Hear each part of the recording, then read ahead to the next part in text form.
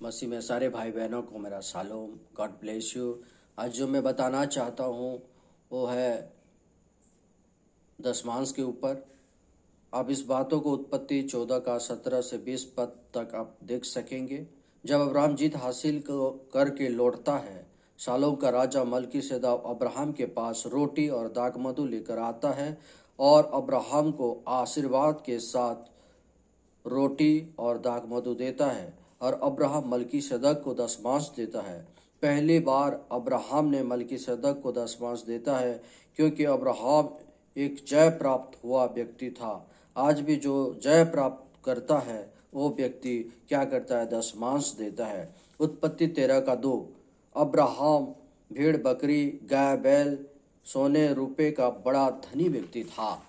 और अगर आप इसको उत्पत्ति 13 का 5 भी आप पढ़ेंगे, वहाँ पर देखेंगे लूत के पास भी जो अब्राहम के साथ चलता था उसके पास भी भेड़ बकरी गाय बैल और तंबू थे। ये दोनों बड़े धनवान व्यक्ति थे, परंतु ये धन परमेश्वर के दशमांश से कोई लेना देना नहीं है। हो सके आप भी अब्राहम और लूत की तरह जमीन जायदाद गाड़ी बंगला में बड़ा धनी हो सकते हैं। हो सके परमेश्वर आपको धन दौलत गाड़ी घोड़े देकर आशीष करता है, पर दशमांश से इसका कोई लेना देना नहीं है। आपको परमेश्वर बहुतायत से आशीष देता है हर चीज़ों में, लेकिन दशमांश वो अपना अलग जगह है। अब्राहम के पास भी धन था, लूत के पास भी धन था, पर दशमांश अब्राहम ने मल्कीसेदक को दिया परंतु लूत ने नहीं दिया।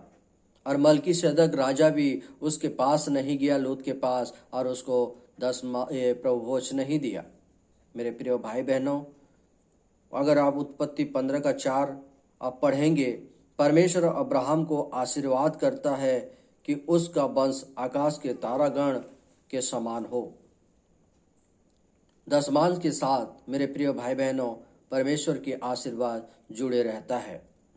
उत्पत्ति 7:5 जो लिखा है, जो याजक पद प्राप्त करता है, पास्टर होता है, वो अपने भाइयों से दशमांश को प्राप्त कर सकता है। मत्ती 23 का 23। हे कपटी शास्त्रियों और फरीसी, तुम पर हाय, तुम पुदीना सौंफ और जीरा का दशमांश देते हो, परंतु व्यवस्था का वचन का गंभीर बात को नहीं मानते हो। चाहिए था कि तुम दशमांश देने के साथ साथ व्यवस्था की गंभीर बातों को भी मानते। देखा, उन लोग दशमांश देते हैं, शास्त्री और फरीसी लोग, जिसको परमेश्वर कपटी कहता है, क्योंकि वो परमेश्वर की जो व्यवस्था है उस व्यवस्था को नहीं मानते थे और खाली दशमांश देते थे। आपको दशमांश देना स्वर्ग नहीं लेगा कि आप दशमांश दे दिए तो आप स्वर्ग चले जाएंगे, ऐसी बातें नहीं है। नहीं तो परमेश्वर उनको कपटी नहीं कहता, परंतु दशमांश आपको देना पड़ेगा और प्रभु के वचन में भी बढ़ना होगा। फरीसी और शास्त्री दशमांश तो देते थे, पर मूसा का व्यवस्था को नहीं मानते थे।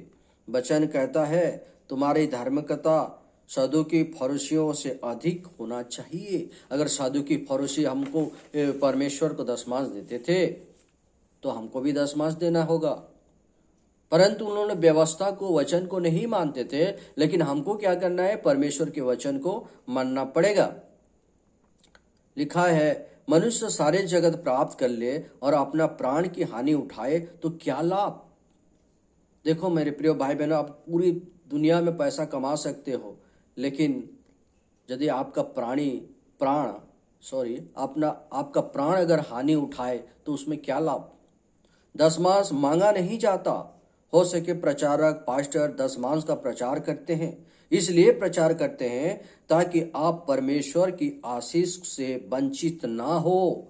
परमेश्वर की जो आशीष है दशमांश देने से, वो आशीष से आप वंचित ना हो, इसीलिए कोई सेवक, कोई पास्टर, कोई प्रचारक क्या करता है? आपको प्रचार करता है, वो मांगता नहीं है। प्रचारक या पास्टर परमेश्वर का एजेंट है। किसका एजेंट है? परमेश्वर का एजेंट है, जो आपका दशमांश को परमेश्वर तक पहुंचाता है, ताकि परमेश्वर अपने हिसाब खाता में आपका लेखा जोखा को रख सके। मेरे प्रिय भाई बहनों, और भी बहुत सारी बातें हैं, पर परमेश्वर आपको आशीष दे। मैं समझ रहा हूँ कि आप जरूर इस बातों को समझेंगे और आप परमेश्वर की महिमा करेंगे। परमेश्वर आप सबको आशीष दे। God bless you. शालोम।